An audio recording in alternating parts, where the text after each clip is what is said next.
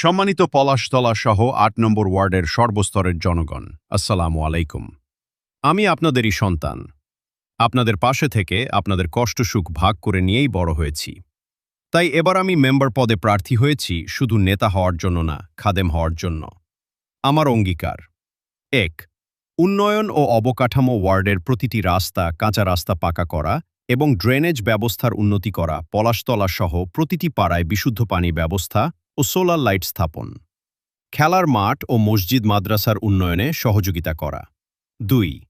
জনগণের রাষ্ট্রীয় ভাতা ও সুবিধা, বয়স্ক ভাতা, বিধবা ভাতা, প্রতিবন্ধী ভাতা, মাতৃত্ব ভাতা, যোগ্য প্রত্যেকেই যেন কোনো তদবির ছাড়াই সময় মতো পায়, সেটা নিশ্চিত করা। ভাতার তালিকায় স্বজনপ্রীতি না করে স্বচ্ছতার সাথে প্রকৃত অসহায়দের নাম অন্তর্ভুক্ত করা।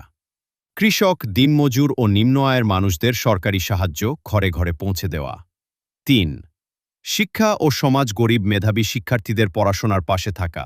মাদক ও ইভটাইজিং মুক্ত ওয়ার্ড গড়তে যুব সমাজকে সাথে নিয়ে কাজ করা। যে কোনো বিপদে দিনরাত আপনাদের পাশে থাকার অঙ্গীকার আমি কথা দিচ্ছি। নির্বাচিত হলে অফিসে বসে থাকব না, আপনাদের দোরগোড়ায় গিয়ে সমস্যা শুনব, সমাধান করব। আপনাদের একটি ভোট আমাদের ৮ নম্বর ওয়ার্ডের সার্বিক উন্নয়নের চাবিকাঠি।